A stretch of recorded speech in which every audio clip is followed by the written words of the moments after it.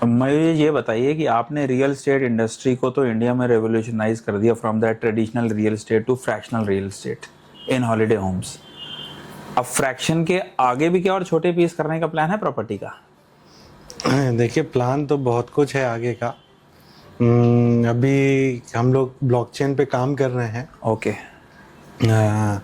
अगर Dubai market में भी आपने न्यूज़ सुनी होगी, 2 घंटे में एक प्रॉपर्टी सोल्ड आउट हो गई पूरी। तो बेसिकली ये टोकनाइजेशन बोलते हैं इस चीज़ को। ओके। 2 चीज़ें हैं इसमें, एक तो सिक्योरिटी टोकन्स होते हैं जी। NFTs होती हैं।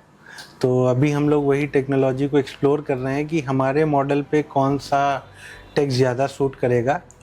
एक टोकनाइजेशन का वे भी है जाने के लिए, और एक NFT का रास्ता भी है कि यूटिलिटी टोकन्स भी हम। क्या फ़र्क है टोकनाइजेशन और NFTs में?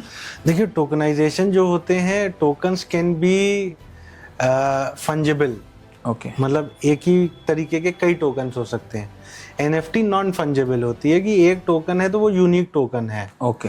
राइट। एक जैसे मैंने 5 NFT निकाल दी, एक में आपकी फ़ोटो है, एक में मेरी फ़ोटो है, एक में और किसी की फ़ोटो है, तो ये 5 टोकन जो हो गए, ये 5 फोटोज जो हो गई, उसकी यूनिक आइडेंटिटी हो गई। ओके। तो ये फंजिबल नहीं, इसको कोई कॉपी नहीं कर सकता, ये डुप्लीकेट नहीं होंगी। तो ये अपने आप में यूनिक हैं। और जो टोकनाइजेशन होता है वो क्या होता है, एक प्रॉपर्टी के 1000 टोकन्स हो सकते हैं, same tokens with the same characteristics, and there will be multiple tokens. Okay. अब इसमें टेक जो ब्लॉकचेन पीछे ERC40 टोकन्स, ERC70, अगर आप डीप डाउन जाएंगे तो there are multiple layers to it. अब इससे फ़ायदा क्या होता है ब्लॉकचेन पे हम लोग ऑलरेडी, अगर मैं बताऊं तो ब्रिकेट, हम लोग जितना भी डेटा हमारा है हम लोग ऑलरेडी ब्लॉकचेन पे ही स्टोर कर रहे हैं। ओके। हाँ, ये हम that KYC data of the things and your transactions. हाँ, ये हम किसी को बताते नहीं या प्रमोट नहीं करते हैं, क्योंकि अभी इंडिया में बहुत ही नेसेंट स्टेज पे लोग इसको अंडरस्टैंड नहीं करते हैं जी। बट इसको करने के बहुत सारे एडवांटेजेस हैं। सबसे पहला एडवांटेजेस है ट्रांसपेरेंसी, कि अगर आप मेरी चेन पे जाओगे, ब्लॉकचेन पे ब्रिकेट की, तो आप जितने भी ट्रांजैक्शन में रियल टाइम बेसिस पे आप देख सकते हो कब किसने कितने में ब्रिक खरीदा, कब किसने में। हाउएवर हमने उनको यूनिक आईडी दी हुई है, आपको नाम नहीं पता लगेंगे ब्रिक ओनर्स के। दूसरा है कि ये इम्यूटेबल लेजर होता है, मतलब इसमें कोई भी हम भी छेड़छाड़ नहीं कर सकते। जो एक डेटा रिकॉर्ड हो गया वो रिकॉर्ड हो गया। तो ये बहुत सारी एडवांटेजेस हैं इसकी। गवर्नमेंट भी इसको समझने की कोशिश कर रही है। मैंने एक जगह पढ़ा भी था कि अभी अयोध्या में कोई लैंड पार्सल की रजिस्ट्री हुई है, वो पूरी ब्लॉकचेन पे ही रजिस्टर हुई है। देखिए, यूपी में जितनी भी रजिस्ट्रीज होती हैं गवर्नमेंट की, लैंड डीड की बात कर रहा हूँ, यूपी भी अपनी सारी लैंड डीड ब्लॉकचेन पे ही रजिस्टर कर रहा है, स्टोर कर रहा है। कोई स्पेन की कंपनी है जिनको इन्होंने आउटसोर्स किया है टेक्नोलॉजी के लिए, और ये अभी से नहीं हो रही, 4-5 सालों से हो रही है। जब से ये ऑनलाइन हुआ होगा, ये जब कुछ ऑनलाइन हुआ है, तो already government is using this technology. Government अभी इसको रिस्ट्रिक्ट इसीलिए करके रखी हुई है, गवर्नमेंट को इसके यूज केसेस नहीं पता है कि इसका कहीं मिसयूज ना हो जाए। अगर ये नॉर्मल रिटेल लोगों के पास चली गई, ज्यादा लोग इसको एक्सेस करने लगे, तो इसका मिसयूज, क्योंकि इंडिया में ये बहुत पुराना चलन है, लोग चीज़ों के अच्छे पहलू बाद में देखते हैं, पहले उसमें से बुरा लूपहोल्स निकाल लेते हैं। बिल्कुल। तो इंडिया में वही, इसीलिए गवर्नमेंट इसको लेके थोड़ा सा सतर्क है। बट हाउएवर अभी इसके ट्रायल्स शुरू हो गए हैं। गुजरात में गिफ्ट सिटी में 1-2 सैंडबॉक्स हैं जो इनिशियल ट्रायल पे गवर्नमेंट लेके आई है। तो होपफुली इंडिया में भी ये आएगा। तो हम लोग अभी से तैयारी इसकी शुरू कर रहे हैं।